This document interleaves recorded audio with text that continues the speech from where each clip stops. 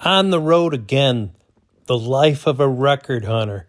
I'm in Lower Michigan looking for the Owasso pressing plant, but ultimately I got a tip on some records from my cousin. So I'm dreaming about stopping in one of these little small towns, either in Owasso itself, where the ARP plant was. I've got a truck. It's an old Ford cargo van currently modified for Home Depot usage. I got plenty of capacity, and this baby's only $19 for the first 75 minutes.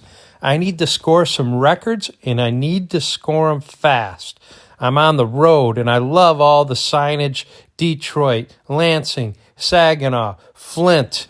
I can't decide which of these little towns is my best bet for a box full of records that just got lost in time.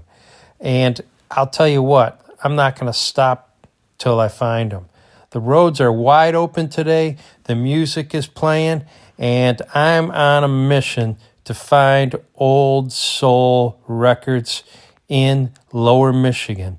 We already went to the Motown Museum, and we've been in Chicago, we've been in Indy, and we've been in the region. It's time to hit Lower Michigan and hit it hard. All right, Detroit Bob, this is one of the sadder trips I had to make. My cousin passed away, but my other cousin, his brother Kenny. Hey Chris, love you, brother. Yeah, and this was either Chris or Sandy's album collection. So you know what's cool about that? They ended up in good hands. I'm going to take care of them. I'll sort them, and maybe we'll do an episode about how we get stuff from our family that just gets passed down. But that's what it's all about. All right, thanks, Ken. Load her up in the truck. All right. I think we saved that little spot in the back for it. Cool. Hey, it's Detroit Bob. The name of the show is Rock Mine. We're up in Michigan again, and I just hit Brighton, and my cousin gave me a bunch of albums. His brother just passed away, so here's the cousin Chris for the albums. I got a truck this time, so I'm not messing around. I got a little town called Saginaw that I'm gonna hit. We'll see if they got any good vinyl. There's a shop there that I want to check out, so stay posted. 101.1 WRIF, baby.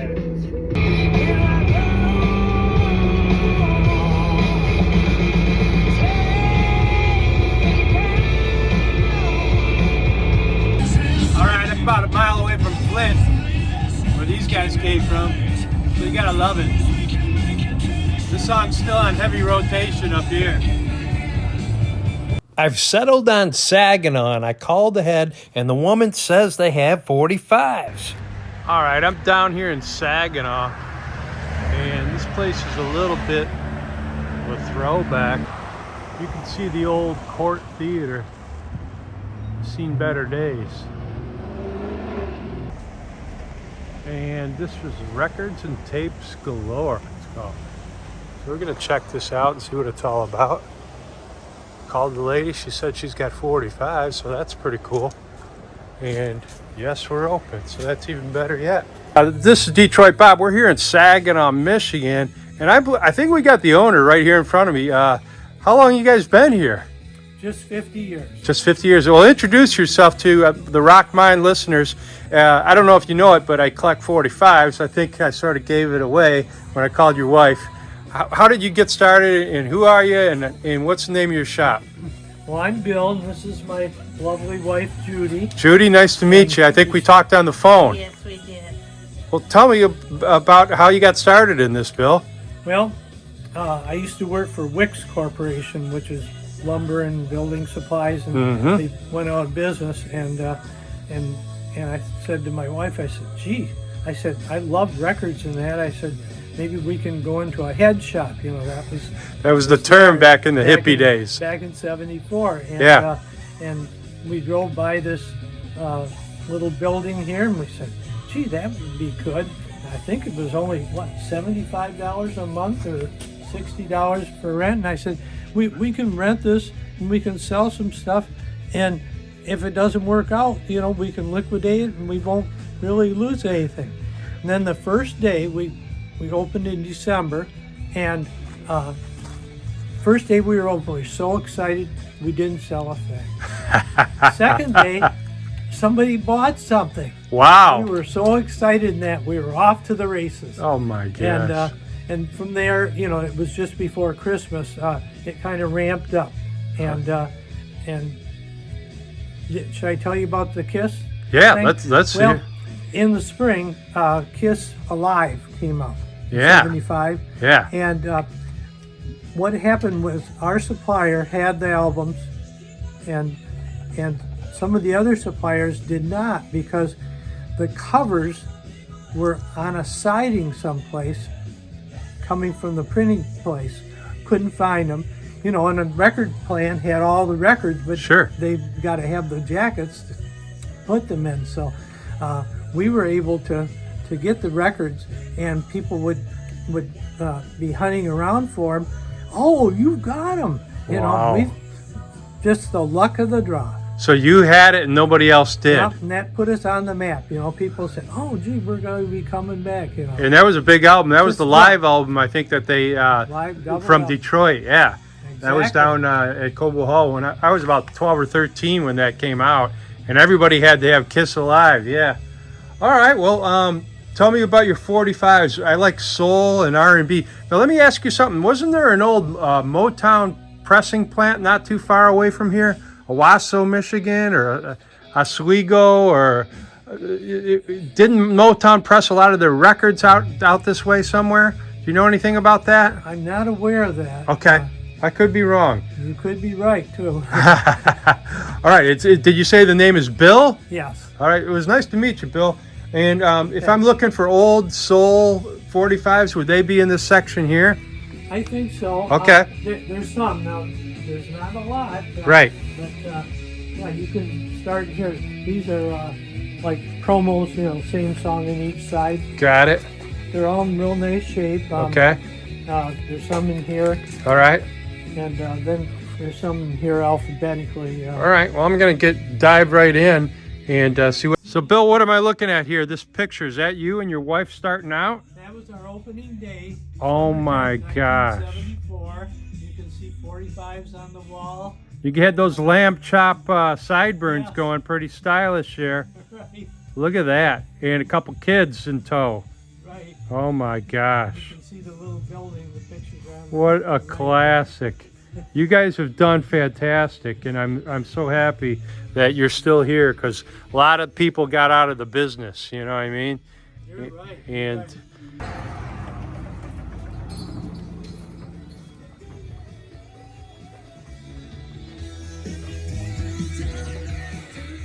all right, let's get started.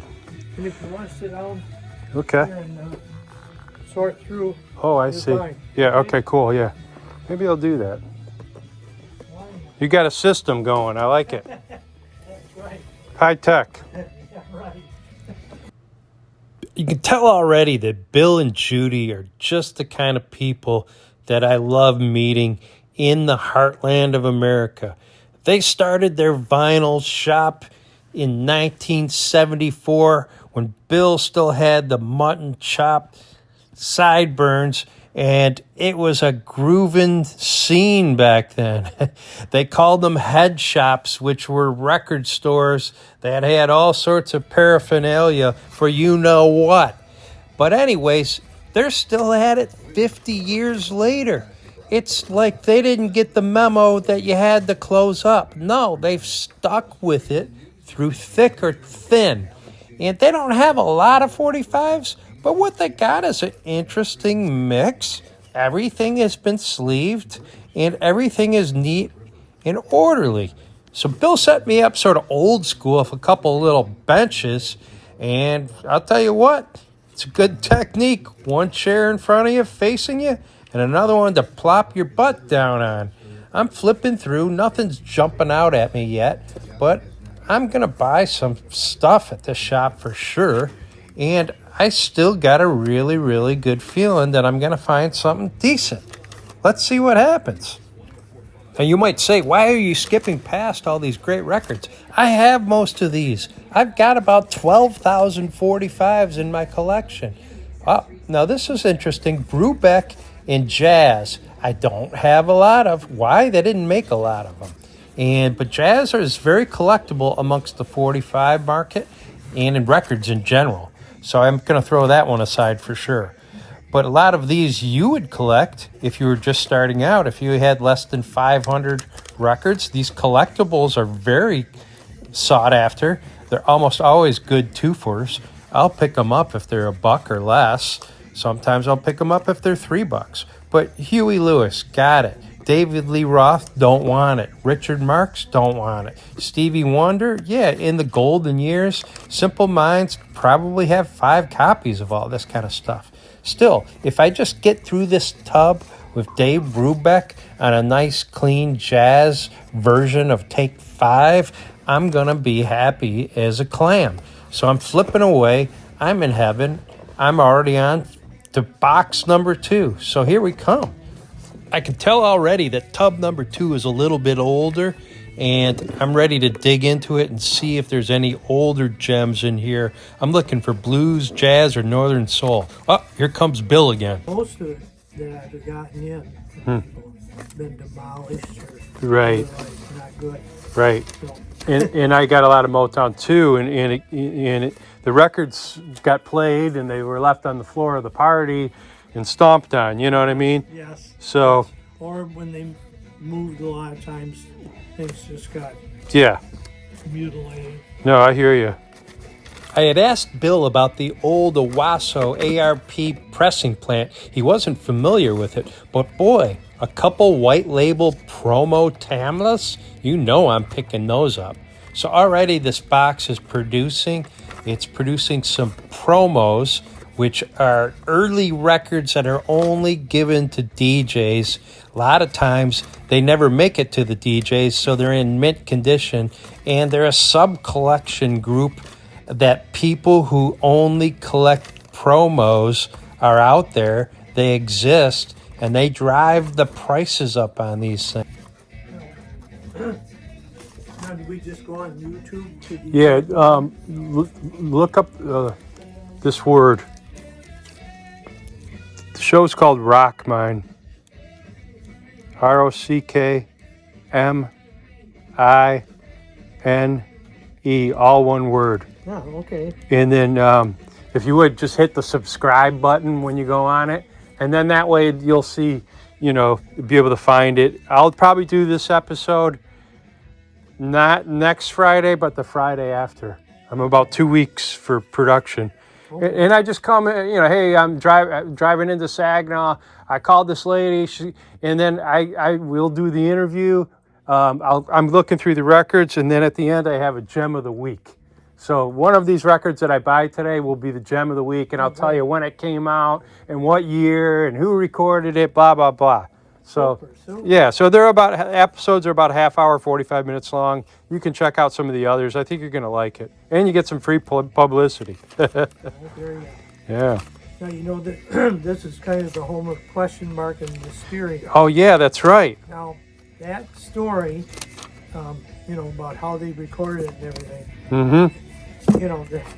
there are many different variations of it. There was a small studio we heard up by Midland, Uh-huh. which is north of here. Yeah.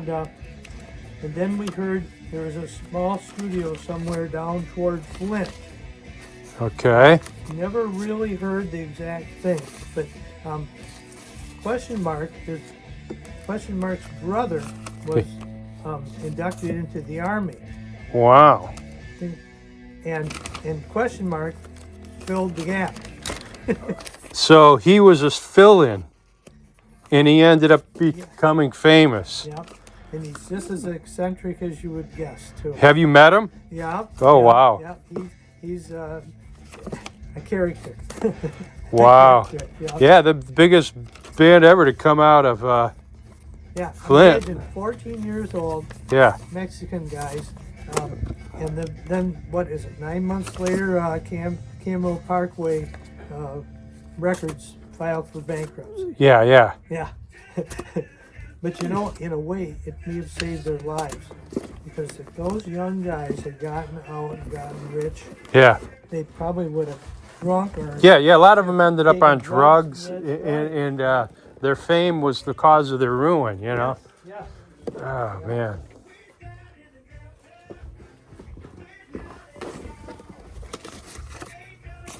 So far, every one of these tubs has got a different personality. But the best personality in the store is Bill. He's got a million stories. We've been all over mid-Michigan. We've talked about Question Mark. We've talked about Kiss. We've talked about the local Motown scene and Condition and all sorts of record things. I love this guy, and I love the fact that he's still in business after 50 big years.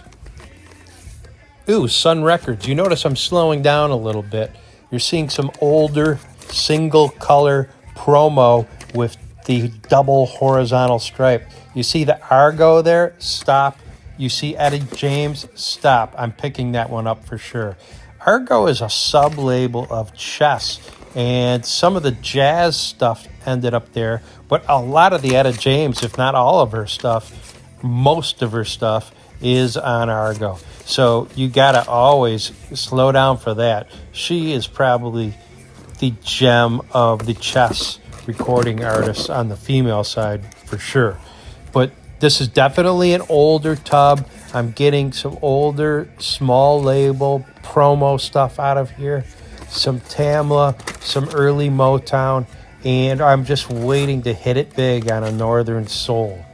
We're almost through. A lot of the white label, it's weird. It's mixed in with modern stuff. And so I'm zipping faster again. Atlantic, some Eric Toofer stuff. I'm not really finding a miracle gem, but, you know, I'm very pleasantly surprised.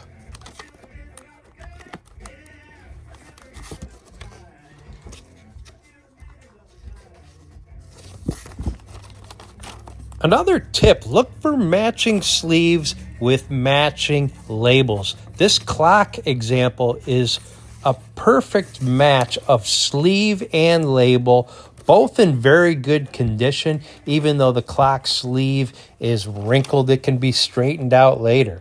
So when Roulette, for example, has a matching label, matching sleeve, Epic is another. Atco, here's a more common one. But the sleeve and the label on the 45 itself match, and they're both in very good shape. There's a good chance that that record stayed paired with that sleeve for its whole life. And if that's the case, maybe it just sat on a shelf sleeved and wasn't worn and torn and taken to parties and stomped on, like Bill and I were talking about that happened to a lot of the early Motown records. Once again, most vinyl out there in the wild is in a state of repair, disrepair, disintegration, and literally boxes are being thrown away every day of ultra rare records. Soul records, blues records, 45s records. So the rarity increases every year because it's not like a metal product or a gold product or a steel product. These are plastic and they get thrown away because people don't realize the value. Look at the sleeve on this thing. I should have bought it just for the sleeve. But how cool is that? An ugly old 45 with a great sleeve. Oh, here's an old Motown Tamla. Early Miracles. You know I'm picking that one up. Sleeve or no sleeve. But keep an eye open. Even look what's written on the edge of the sleeve. A lot of times you get some valuable information. I hate for this tub to end. I've been having a blast with it. The rarity and the age of it is really, I've gotten some good gems out of here. This Jamie is another perfect example of matching sleeve, matching label. Boy, is that nice and clean. You just don't see that. And it's a different animal dealing with the 45 because you're looking at the record itself and the label on the record. With LPs, you're just looking at the cover and then you have to disassemble essentially or unsleeve to see the actual vinyl. That's why I love 45s. They're in your hand within a second. Grab them by the big hole in the middle and you're examining that record. Let's see what else he's got. This assortment over here seems to be his regular standing 45 collection, and it's alphabetized, which helps a lot. Most of it seems relatively more modern, which is why I'm sort of zipping through it fairly quickly. These are all great records, don't get me wrong, but I have most of them. These are what I would call commons, but if you're a beginning collector, this is where you're going to get your gold. Here's your early Beach Boys on Capitol, and Bill's got a wide assortment of just about everything over here. And maybe an obscure Beach Boys, definitely giving that one a look. I never skip past Beatles, Beach Boys, Rolling Stones, and of course, Detroit Bob never passes up Bob Seger. But there's a lot of commons in here, and I just love the fact that all the handmade signs are still very well articulated. So Bill's telling you what he doesn't want you to do, which is mess up his selection of 45s and keep them in alphabetical order. You know, last thing you want is a bunch of people rifling through and messing everything up. So I'm flipping through these fast. Not that they're not valuable records. Yeah, they are. You know, this might be your record that you went on your first date and listened to, or the one that you grew up, you know, playing on your sister's record player, or the one that you borrowed from your friend and you forgot to give it back, or the one you bought for your 8th grade girlfriend and spent all of 99 cents for it because it was quote unquote your song. So BT Express, there's some more 70s funk looking type stuff there. And that, a lot of Northern Soul dips into the 70s. So don't be afraid to get into some obscure soul sounding stuff out of Chicago, Detroit, Philadelphia, Atlanta, and Memphis. That's where a lot of your good stuff came out of. Did I mention I'm a big Who collector? A hardcore Who collector would have every Roger Daltrey single release, but I'm not that hardcore. I do pick up all of Townsend's solo stuff. Motown, definitely a newer one. But I do pick up a lot of the Who when I see it. The earlier, the better. I was more of a Who guy, believe it or not, in high school than I was a Beatles or a Stones guy. But definitely the Who, and then the Stones. And then these more modern groups, I always liked Devo, so took a quick glance at that one. But find out what your genres are. And in the beginning, buy a lot and make a lot of mistakes. Yes, you're going to go home and say, oh, I bought that record and I already have it. That's what I mean, make some mistakes. We're talking about $3 records here.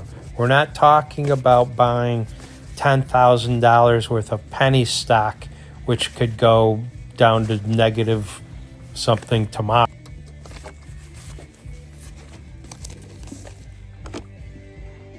All right, so Bill brings out this final box. None of these are sleeved, and I would say for the most part, they're all in very good condition. That means they've got some writing on the label, they got some minor surface scratches, but they're not beat up. They're not goods or good pluses. They're very goods, and there's a few very good pluses in here. I'm a little nervous because there's no pricing on the box, but I'm hitting that sort of sweet 60s envelope. Beatles on Apple already, and I'm only 10 records in. Yes, I'm getting that. I'm picking up everything I see that is Beatles that's very good plus or better. Here's the classic swirl label Beatles. Here's another Apple Beatles. Very good. It's not very good plus, but it's definitely something we keep.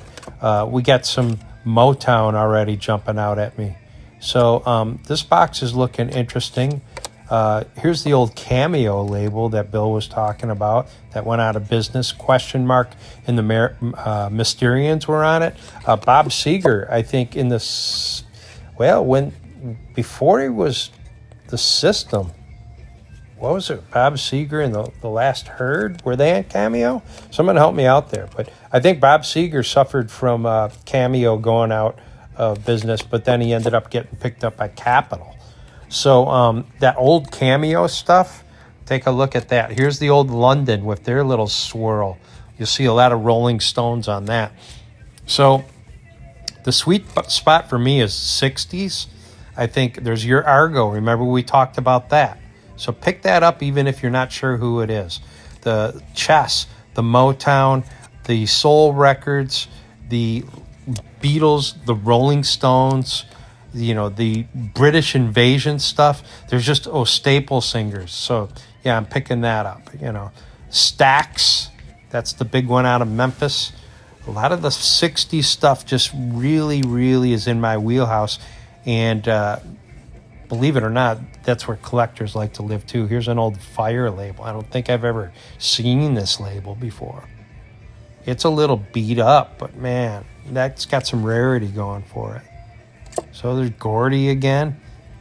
So Bill does have some Motown buried in here. It's an interesting swinging label. Never seen that one before. Another little tip, look for the word soul in the title of the song. Or look at VJ. Okay, VJ 498 is my holy grail. It's the Beatles spelled incorrectly with 2 T's. I just picked up 2 VJs. There's something called the Temptations. It can't be the Temptations, but who knows? I didn't know of them going off of Motown, so I'm picking that up. But anyways, I'm getting in my sweet spot. Jan and Dean, that Doré label. I think Jan and Dean's recorded on that. There's another cameo in the background with that orange label. And I know I'm running out of time. I've got 75 minutes on that truck, and I got to return it. So I can't dilly-dally, as my dad used to say. I got to get some records. I got to get the heck out of this place, and I got to cut my losses here. So I'm flying pretty fast here. Look at that label. I mean, how cool is that? The Blue Jays. Okay. And like I said, if you see, even rockabilly is a great subgenre. There's the old cameo label, Parkway. That stuff is good, man. A lot of the Times. So Much in Love. Oh my gosh. Motown. This is probably the best box yet. As a matter of fact, this is where I get most of my stuff out of this box. I'm trying to think of some other tips I can give you besides memorizing the Northern Soul top 500s or the 100 bubbling under. Yes, I got a list. Do I have it memorized? No, I don't know how you can memorize 500 songs with unique artists and labels. But I tell you what I do. I listen to Northern Soul playlists. I listen to Smokey's Soul Town. I listen to 60s on 6, all on XM radio, so that the names, just like when you were kids listening to bands and DJs talking about the bands on the radio, the names start to stick in your head after a while. And when you catalog all these records post-purchase into Discogs, you start noticing and burning and searing in those details into your subconscious. So after a while, you start just getting a feel for it. Jackie Wilson. So anything by Jackie Wilson, he, in my mind, is your Motown precursor. So you're pre-Motown with Jackie Wilson. And I think actually Berry Gordy wrote for him. So you can hear a lot of Motown in Jackie Wilson's style, mannerisms, voice, and even in the production and in the writing. You sort of hear sort of a Motown vibe, in my opinion. So look at these labels. Reprise, I'm thinking Kinks, I'm thinking Canned Heat, I'm thinking Aretha, I'm thinking Tom Jones. Just based on the labels, I'm thinking Cream, I'm thinking Mamas and the Papas. Because the labels now have an association with the bands, and I'm getting to know which bands those labels contain. Brunswick, I think Jackie Wilson. So right away, you start looking for the label and identifying the artists that recorded on those labels. Phillips, I'm thinking later Frankie Valli and the Four Seasons. Reprise, I'm always thinking Kinks. Bob Seger on Capitol, of course. So Dino voice, not really sure. So take a closer look, right? Mercury, getting into some older jazz. Bill Withers on Sussex. There, sure enough, I'm probably going to pick that one up. And it's interesting. Apple, of course, the Beatles. Not everybody realizes that they kept recording on Apple after the Beatles broke up as individuals. A&M, that one, I always think Police with the older A&M red label.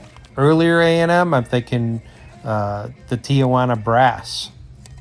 So that's what happens. The Motown label, probably the most recognizable. Columbia, I'm thinking Simon and Garfunkel in those. Co-ed, the Crests, I don't necessarily think of that, but it's an older label.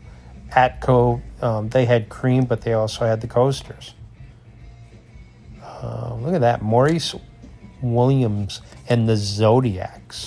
And that's an older A&M label with Herb Albert and the Tijuana Blast. So I guess the biggest tip I'm trying to get to is know your labels. And if you've entered 10,000 records into Discogs, you are going to know your labels really, really well.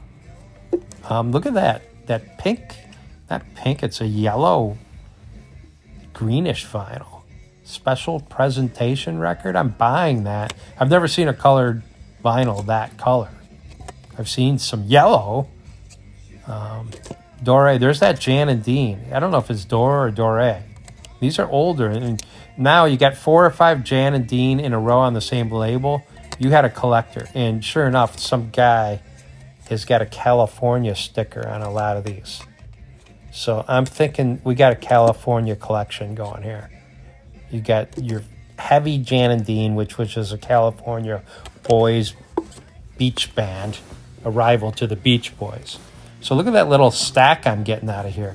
The other ones I maybe have 6 or 8, but look at the stack I came out of. Bill's final box. Let's go cash out. This guy is great. I love his shop. Those are in the $5 bin. These were in the $1.99 bin, and these were in that wooden box. Oh, okay. So I don't know if you can do some kind of volume discount or something.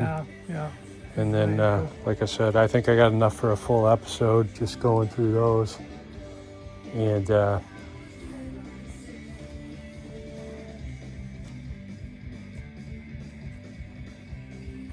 I love the story. Thank you. Was there ever a point where you thought you would go out of business? Well, the first year. Year one, right? Yeah. These are the $5. Yep.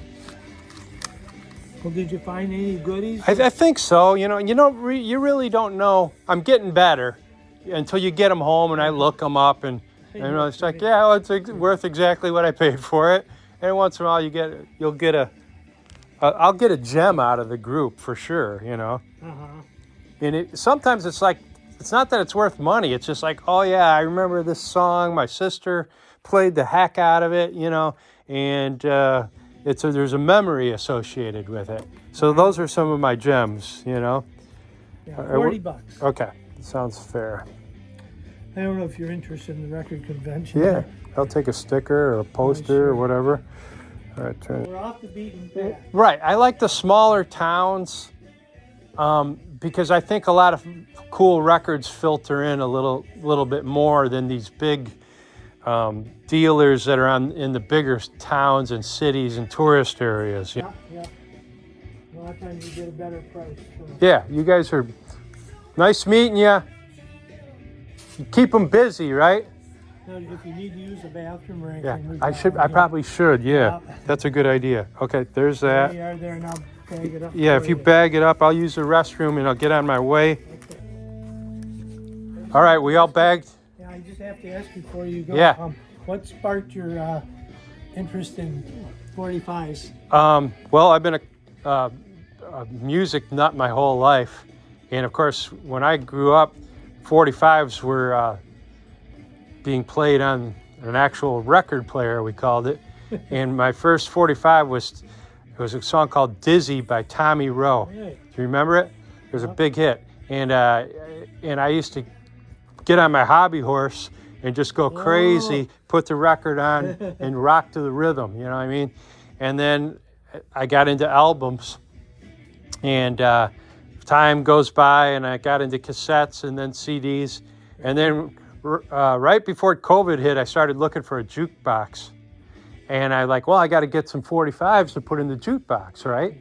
And so I started collecting them, and so one guy go on this website called Discogs, and that tells you everything about every record. And then I'm like, this is a lot more fun than collecting the albums.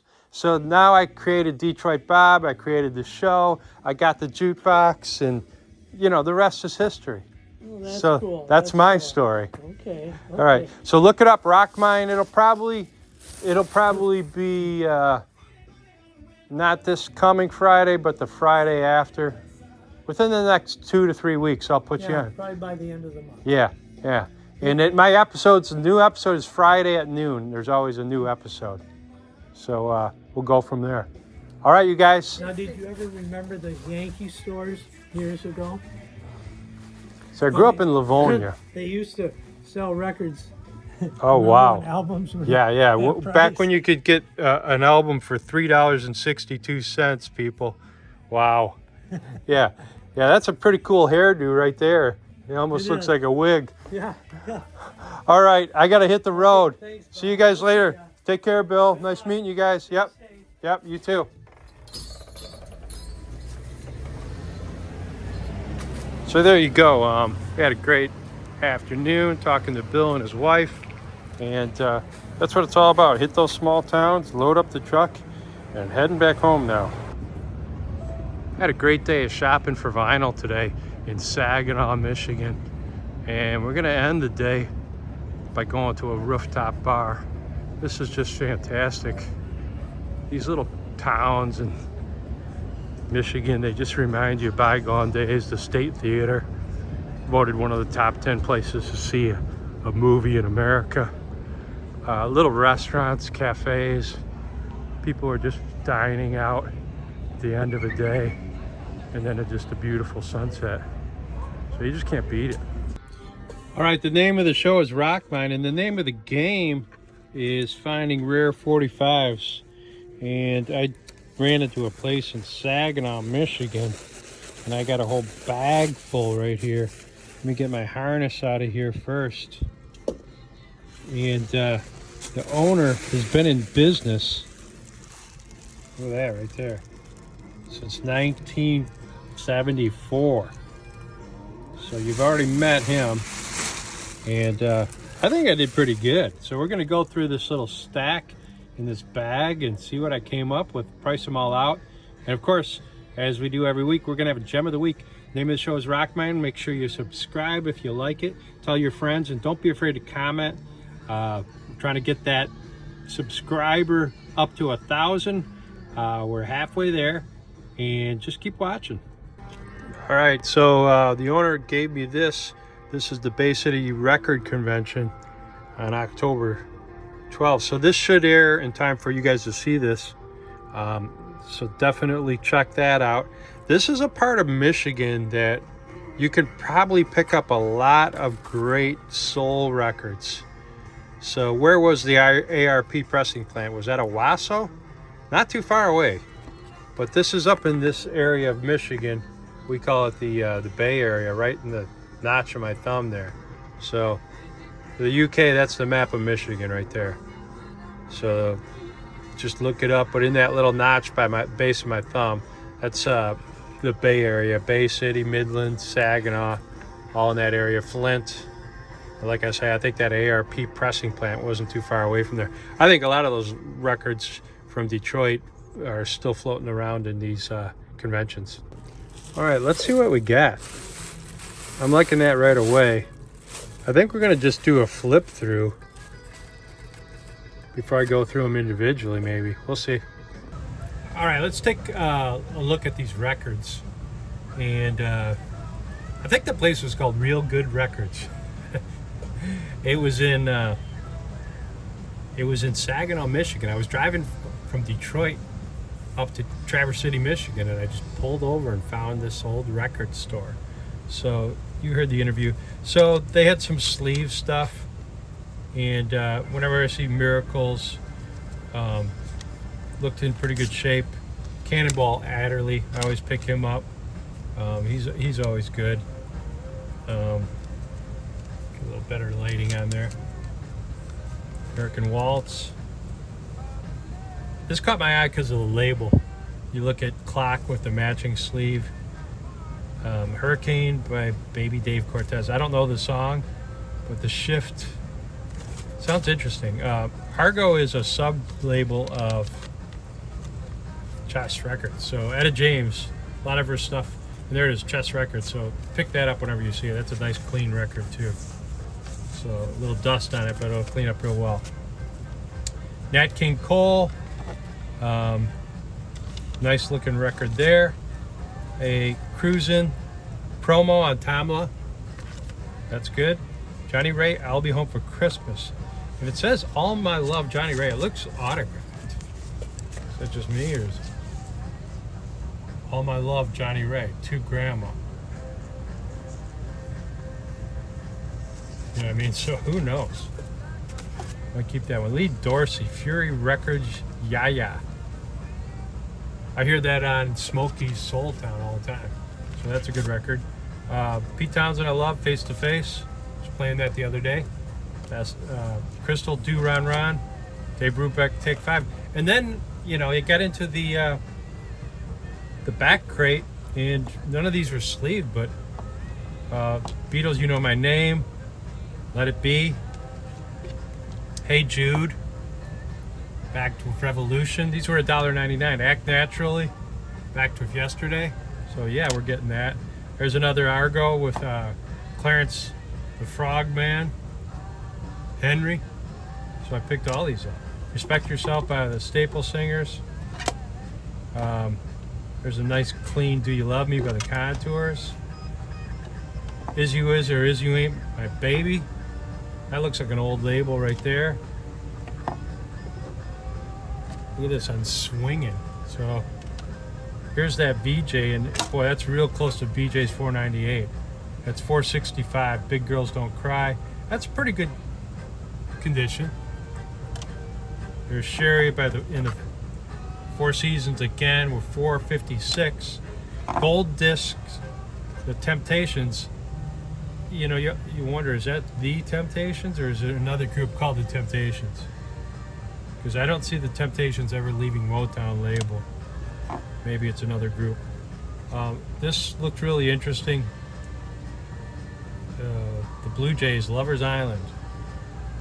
So who knows? I know this is an early Atco attempt to cash in on the Beatles, Ain't She Sweet? With Tony Sheridan. The vocal on this one was John Lennon, though. That was the tryout, I think, for Decca, wasn't it? Gene Knight, Mr. Big Stuff. You got to have that in your collection. So that's good. Isley Brothers have been picking up, selling some of their stuff lately.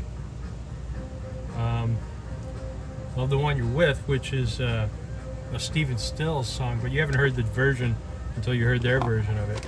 And you know, you got Jackie Wilson, Dogging Around, Jackie Wilson's Lonely Teardrops, John Lennon, Plastic Cocoa Band. You got to get that.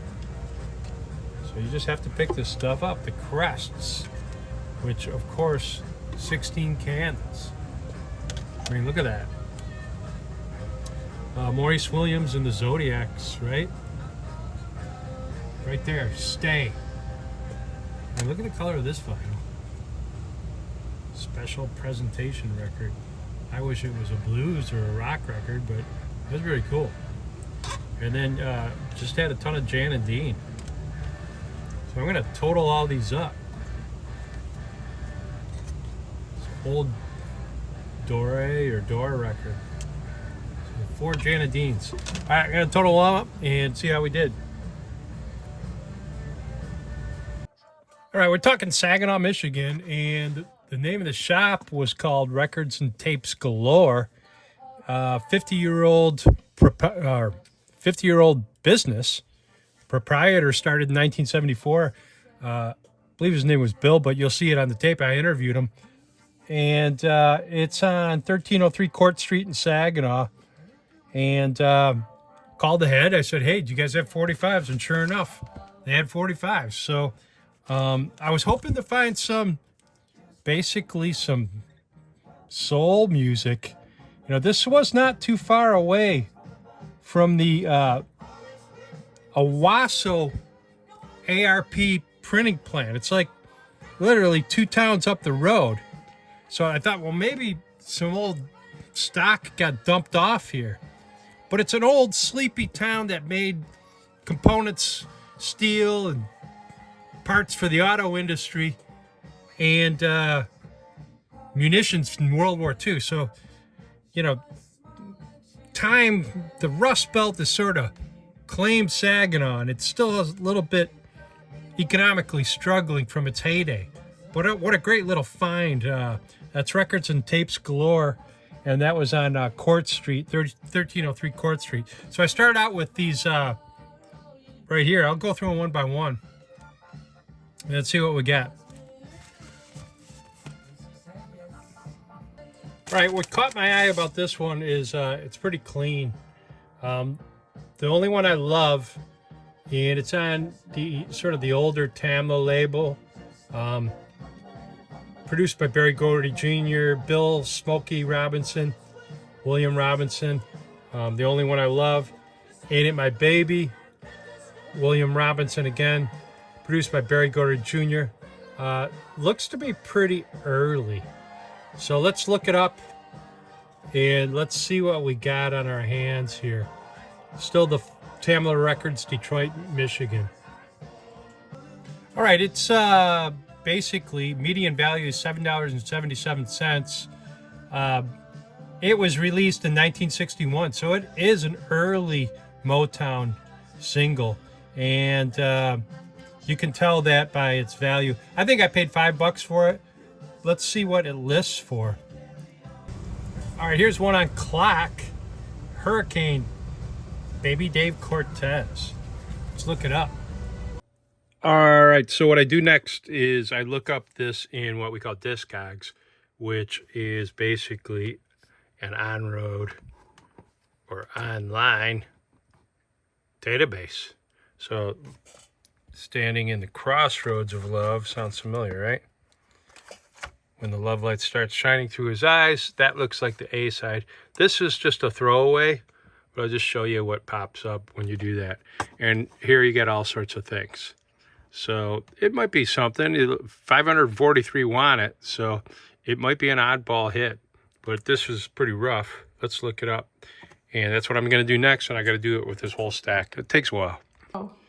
Hey, Detroit Bob, this is it, the gem of the week, and here we have it, Ain't She Sweet by the Beatles. And this is right in that era where Beatles 498 came out, but a little bit later. And it's a little tricky because what Atco has done is gone back and found some old Beatles recording, probably about 1961, 1962, with a guy named Tony Sheridan. And if sure enough, he's on the B-side credited there. But there's some really unique little details on this record which make it unique. First of all, they had the publisher wrong, so that was later corrected. And right here is sort of blank, but later on, the B-side actually credits the vocals to John Lennon. Now, right here later on, John Lennon drops in here. But if you look really small right there, vocals by John Lennon. So this was a sort of a sneaky way for Atco, which is Atlantic Records, basically. It's their other label, to sneak in a Beatles song on the market. And they put out 2 singles. And I think it's very confusing. There was about 8 songs recorded. And this was when the Beatles were playing bars in Hamburg. So it was Beatles of the leather jacket era. But what a great little pickup for my collection. It's probably worth $8 or $9. This version is unique because it's a first pressing and the word vocal is below that number. Yes, something even that small can make a big difference. I was not able to find it in Discogs, so I think it might be worth a little bit more than your average copy. I have an older copy, which was good plus. This is probably very good, almost very good plus. And what a great sounding. I have a connection to this song because my dad used to play it. It's an old Roaring Twenties song. And later on, guess what? The Traveling Wilburys even put out a version of Nobody's Child. So you know I'm going to look that one up. All right, we'll see you next week. We went out to Davenport. I got a cache of records from Ragged Records, and a fraternity brother named Tony just brought me this box and bag full of records from a bar in Wisconsin. So we're gonna check all that out. That might be a double episode. So make sure you stay tuned. Hit that button to subscribe down at the bottom. We're getting up there. We almost have 4,000 hours, but we need 1,000 fans, and we need you to subscribe to do that. We'll see you next week on Rock Mine.